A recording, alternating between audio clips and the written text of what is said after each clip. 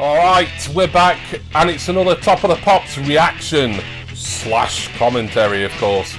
This one is from the 11th of October 1973. And here we see the old, early to mid-70s TOTP credits. So, I think this is only the third 1970s episode that I've reacted to. And, I just want to put it out there from the start, the 70s era. There's some 70s music, more in the late 70s, that I'm really into. But I'm well out of my comfort zone, so there might be some artists that I'm not very familiar with here. I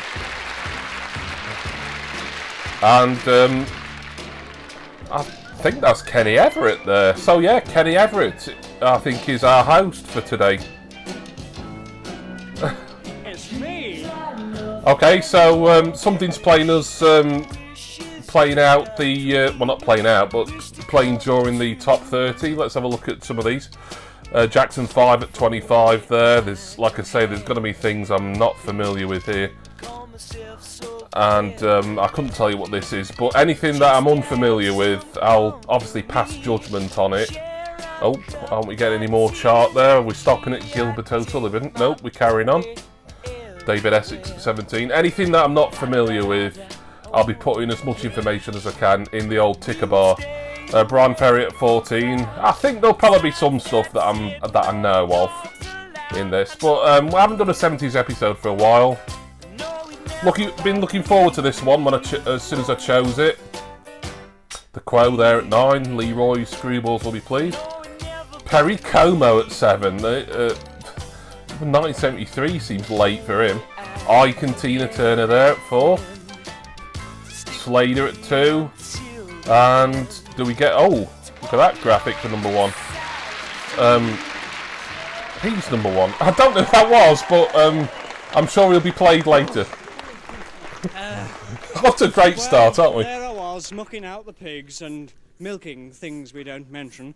And they said, "Come on, Top of the Pops, lad." So I stuffed me straw into my back pocket and rushed down to London town to be with you all. And hear the second act on the show that you're going to love. What? It's the ELO. Alright, Electric Light Orchestra are kind of kicking us off. I mean, he said the second performance, or the second song. Technically the first, whatever that was playing during the top 30. So ELO didn't tend to put song titles on screen here, so I'll try and listen out for what the title was at the end, because maybe when it gets going I might be able to tell you what it is, but probably won't now I've said that. So thank you for joining me again for another Top of the Pops reaction. Really appreciate all the brilliant feedback that I get, all the lovely comments and opinions from people who view this. And although I'm really doing one a month now for the foreseeable future, but there might be occasions where I do 2 a month, depending on if there's a wealth of footage available. Then it's good to know that the series is popular still. When all it is basically me, obviously, just sitting here and watching an old music show from, God, how many years ago? 48 years ago was this, 1973? Yeah, it's 48 years ago, isn't it? Yeah. So, ELO, that's Jeff Lynne, the lead singer of ELO. I think he and Roy Wood originated in the 60s band The Move, I believe.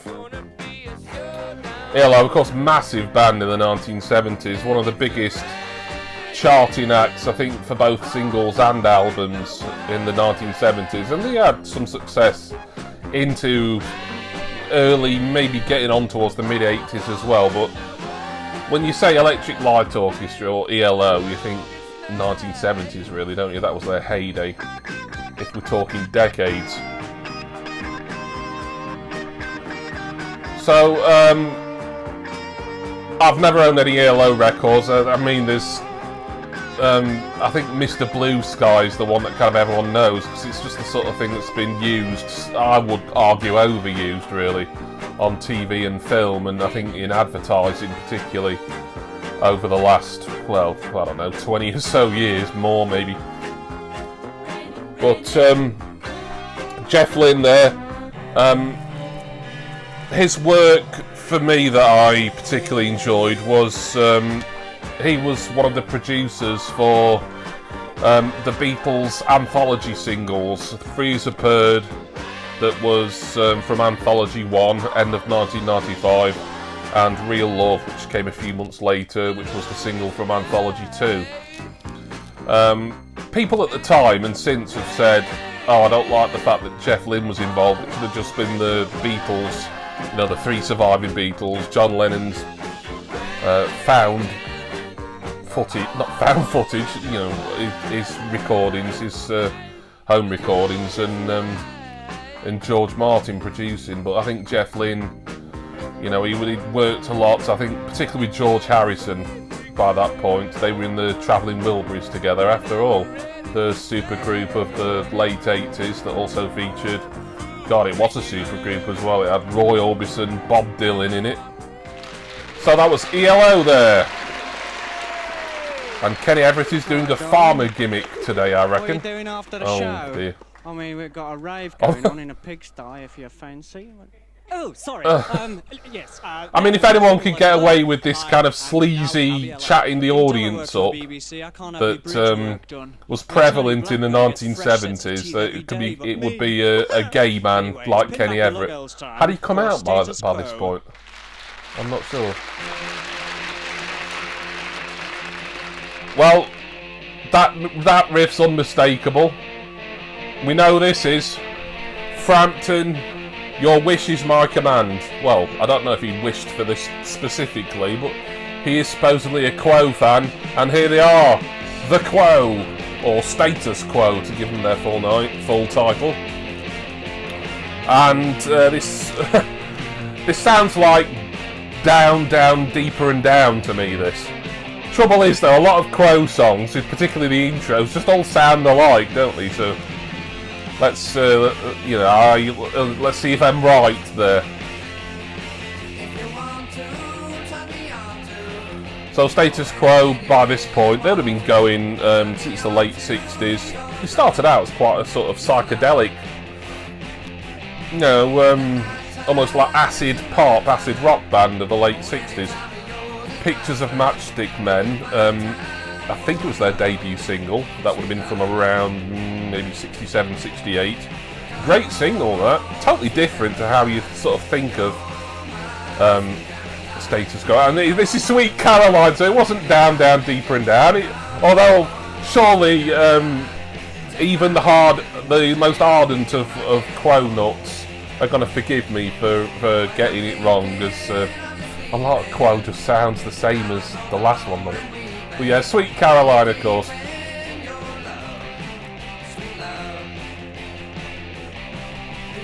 So I think this was like an early sort of change of direction for Quo, where they were getting into the kind of being more of a hard rock, almost pub rock act, you could say. You know, the Three Chord Wonders. And I mean, this is one of their signature songs, really, isn't it? Even though I didn't know what it was called. I knew I was going to struggle with this. I've been looking forward to doing 1973, but anything in the 70s, really, particularly early or mid-70s, I'm really going to be struggling for information and to be able to just sort of talk a lot about the song itself. Got like a kind of 9-10-year-old kid there enjoying himself. But yeah, I've got no problems with this really. I wouldn't say I'm a massive Quo fan. My favourite Status Quo single, In the Army Now, that was 1986. A cover version, that. I never realised until years and years later it was actually a cover version from a Dutch band, In the Army Now. Love that. Did it get to number 2? It was certainly top 10, and I think top 5 at least as well. for me, that was Quo's best. But like I say, I also like Pictures of Matchstick Men, which, if it wasn't their debut single, it was like their breakthrough one, or the first one they released that actually got quite high in the charts.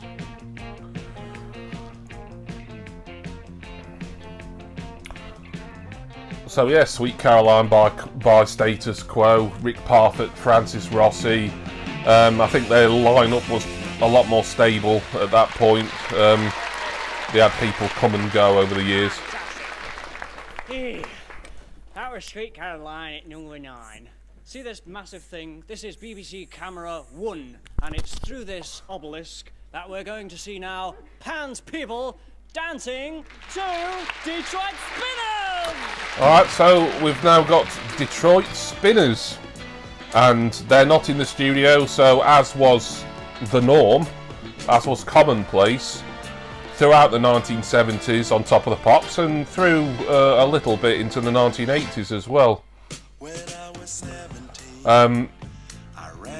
They had a dance troupe, in this case Pan's People, which is like the kind of, you know, gold standard, I think, for, if you can call it a gold standard for dance troupes on Top of the Pops. Pan's People were kind of like the ones, you know, certainly your mum or even your nan and granddad and dad remembers. So Detroit Spinners, I know of Detroit Spinners. I'm familiar with the act, at least the name of them, and I'm sure I've heard them before. This isn't a song that I know, so I like it. It's got a nice sort of, well, Detroit soul vibe. I mean, you know, them having Detroit in the name of the band helps with that classification.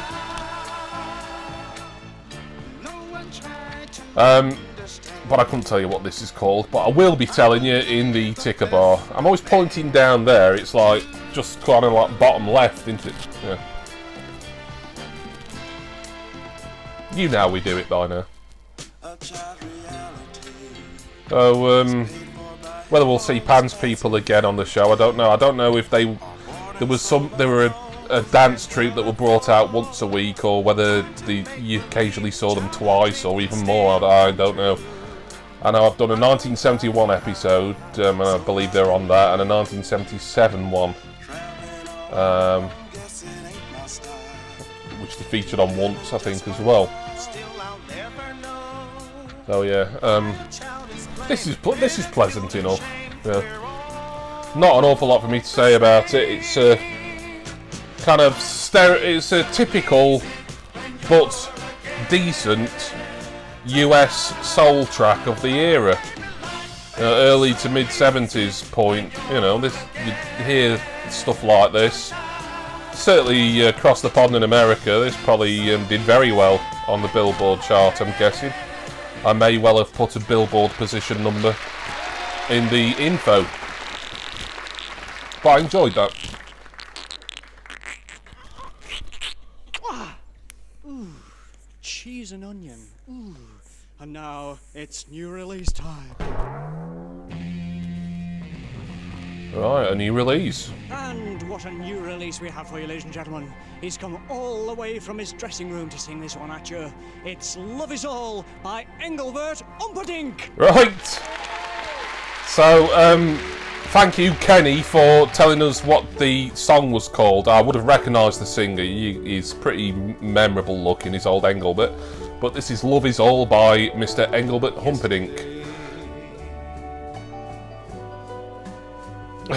That really started out like the Beatles yesterday, didn't it? For a second, when he paused, I thought, is he going to go into that? And it's like, he's basically covered Yesterday, but he's giving it a different name. But, yeah. Maybe it's just me who thought how similar it was to when Paul McCartney starts, Yesterday. So yeah, Engelbert Humperdinck, kind of a mum's favourite here, really. You could argue his heyday was the 60s, and I think even then, when he was having number ones, I think it was Engelbert Humperdinck with Release Me that famously kept the Beatles, Penny Lane and Strawberry Fields Forever off the top spot in 1967. And apparently from when I've watched music documentaries and, you know, read books and magazines and stuff. But at that point, Engelbert, you know, everyone will say, oh, that's like the older generation buying that single, and the younger people into the Beatles, but they were denied a #1 because of an older demographic buying Release Me by Engelbert here. I don't think Engelbert would have been massively old. I mean, maybe 30, early 30s in the 60s, so now he's what? Mid-late 30s? I don't know. Great name though, Engelbert Humperdinck. I don't think it's his real name. Could be. I feel like I should know whether it is or not, because I'm sure I've looked him up for something before. I think I probably looked him up a few years ago on Wikipedia because he was the Eurovision entrant for the UK. What year was that? It was within the last 10 years. It was maybe 5 or 6 years ago, and it didn't do brilliantly. I think although the song he did for the UK, and I couldn't really say anything about it now because it's like nearly everything else for Eurovision. It was pretty much instantly forgettable. Well, I don't think it was a bad song. I think I saw the reasoning for the UK, you know, selection committee picking him because he was a guy who, not just in Britain, but, you know, around Europe and probably around the world, sold a lot of records, you know, #1 artist, and there's a lot of nostalgia. But I think just kind of like the 2010s was maybe a bit too late to kind of bring him back onto, you know, pan-European stage. And that song didn't do particularly well for the UK. It did better than the bloody Eurovision UK entry for this year, which got no points. I mean, that was pretty shit though.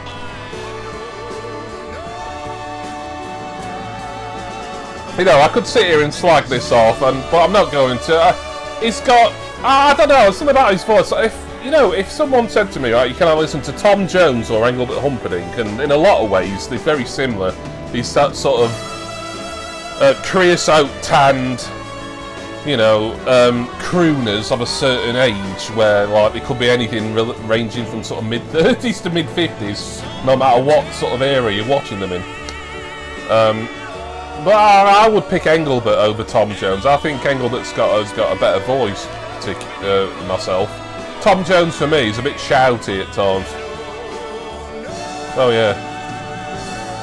I've got a little bit of fondness for Humperdinck, and this song, yeah, I'm never gonna go out my way to try and listen to this. Love Is All, was it, or whatever Kenny Everett said. But yeah, I'll be interested to see what position this got into in the chart, whether it did well at all. This was the new release that they were showcasing, so it wasn't a chart entry on this week's chart, certainly. Maybe it had been released in shops this week, though. Hey, what a grand song. What fun we're having. That was Engelbert Humperdinck. Thank you, Eng, and may your humple never dumple. Whew. Well, I've been asked by the British Board of Governors to say that it wasn't hello red brick housing estate, it was goodbye yellow brick road. And now, my friend Stan. So, that was Slade. It was confusing there when he was on about Yellow Brick Road. I thought, oh, we're going to see Elton John, but no, we've seen Slade. Well, it's about time, isn't it? 3 episodes from the 70s, and finally we've got some Slade.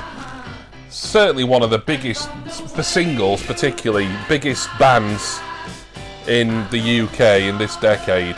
And of course they had kind of renewed success in the early to mid-80s as well, but there again, like who I mentioned earlier, I can't remember. The actor I mentioned earlier, I'm recording this as live, so I can't really pause and look back. But you think of the 1970s and music, in the UK particularly, you think of Slade. My friend Stan, though, this isn't one I'm familiar with of there. I know a fair bit of theirs. You know, Come On, Feel the Noise, Mama, We're All Crazy Now, of course, Merry Christmas Everybody, which is so ubiquitous. I mean, I would happily, you know, pay never to hear that again, because it's just, you hear it every Christmas, and it's, you know, let's move on, please. But My Friend Stan, I wonder if this is like an album track or something. I don't think this ever came out as a single. Could it be a B-side maybe to a new single? I don't know. This might be. I could be totally wrong. And obviously, any information and corrections that I need to be making, you'll be seeing it on screen. But this is not one that I'm familiar with. I remember when I was younger, I used to have I had a couple of them actually, like sort of update, because they updated every couple of years or so, the Guinness Book of Hit Singles, and I read that religiously, just like trying to soak up as much chart info as possible.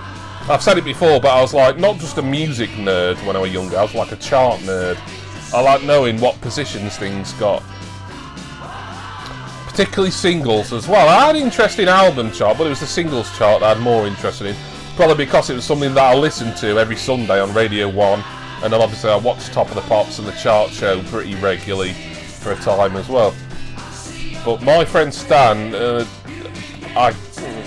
I'm totally wrong here, I'll apologise, and the correct information will be put on screen at some point if it hasn't already. But I don't think that was a single. Tip for the top now. Hello. That was Slade. Hello. Bet you've got a fine set of udders, my Oh. dear. Oh, Don't do that, Kenny. We have a magnificent group who are going to do their second in a long series of tuits, and it's Limmy and Family Cooking, and their latest smasheroo, Dreamboat. So this is Dreamboat by, what did you say? Limmy and the Family Cooking. Fortunately, there's a good website on the internet. Obviously, it's not going to be in the bloody back of the Daily Mirror, is it? But there's a good website on the internet, believe it or not, that has an episode guide for, not a very sort of thorough one. It doesn't give like a kind of commentary like what I do. But it does list like all the performances of every episode of Top of the Pops that there ever was, I believe. I don't think they've got any missing anyway.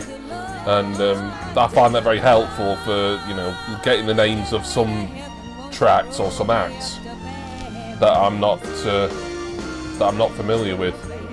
And that even when I'm sort of editing this back, I'm still kind of confused as to what the presenter's saying, and Kenny Everett's just totally baffled me there. I've spoke about this to a couple of people privately, but I mean, if you've noticed, I've tried my best to avoid episodes of Top of the Pops, and there was quite a few in the 70s that are available to me easily, but I just refuse to use them because it's just a bit too inappropriate, really, with Jimmy Savile in it. It does limit me to an extent because he was on so much, obviously when he was the original Top of the Pops guy, really, weren't he? But obviously you're not going to get an episode from 1964 because I don't think barely any survived. But there's still a lot with Jimmy Savile on that, BBC themselves won't show them now. They are out there on YouTube if you want to see them. But for me, for this channel, I'm trying to avoid Jimmy Savile where possible. I don't watch these through, so for all I know, he could end up showing up in this. Like, he might sort of tag in for Everett halfway through. I couldn't honestly say. And in which case, I've started, so I'll finish. But when I have a scrub through just to check on general picture quality, sound quality. But I'll just do it very quick so that I'm not kind of giving myself spoilers for these episodes that I download. If I catch a glimpse of Savile, then I know it's one that I'm not going to be using, and it does mean that it's a bit less to choose from. But there's still lots out there. But I'm kind of over-explaining it. But if anyone wondered why, that is one of. It's not the main reason, but it's a more minor reason as to why there isn't quite as many 1970s editions that I react to. Obviously, the 90s is my real comfort zone. I've done a lot from the 1980s. Particularly mid to late 80s I'm quite comfortable with as well. But I do like to do things that are, not in my wheelhouse as much. Such as this one. That was fab. Limmy and the Family Cooking. Libby and the Family Hang on, Cooking. I'll have a word with the director. Hello, is that the director? Good. Can I bring some cows next week? It's all right. They're house trained. Oh, these BBC people, you know, asked to put on a show, try and get a few cows in it. And what do they say? How many times was Everett sacked by the BBC? I think it was at least twice. You know, love is like a violin. Oh, we get the number one now. Well, here's a group that's just like a violin, all varnished and covered in string. It's High Level by the Simon Park Orchestra. High Level by the Simon Park Orchestra, and this presumably is this week's number one. Oh, I know this. Oh, this is from something. It's a theme. I want to kick myself, I really do, because I know where this is from, it's just not coming to me. So, yeah, what a strange episode this has been. Kenny Everett, very irreverent. I mean, it almost feels that word was invented for Kenny Everett, doesn't it? But a very irreverent, sort of, different sort of presenter. I mean, he was a Radio 1 DJ, which meant he was, you know, bound to be in line for presenting Top of the Pops in this era. But like I say, I mean, he sort of, you know, he had at least a couple of stints at the BBC, and I think, like, mainly for his radio stuff rather than anything else, he kind of, you know, was asked to leave on more than one occasion because, you know, just it was a bit anarchic for, you know, what was still quite a stuffy, you know, very sort of formal corporation at the time. You know, you look at this, I mean, this is, you know, this doesn't look like a Top of the Pops that I grew up with. You know, it's a bunch of people sat, you know, quite soberly, you know, playing, you know, in an orchestra. But this was number one, so, you know, fair play that they've got an orchestra in, presumably the correct orchestra who actually released the single into the studio. So, and there wasn't a lot of promo videos doing the rounds. Although, knowing that this was a theme from TV or film, like, maybe they could have put some clips from whatever it was the theme for, which I know this theme, I know it. Maybe Everett will say at the end.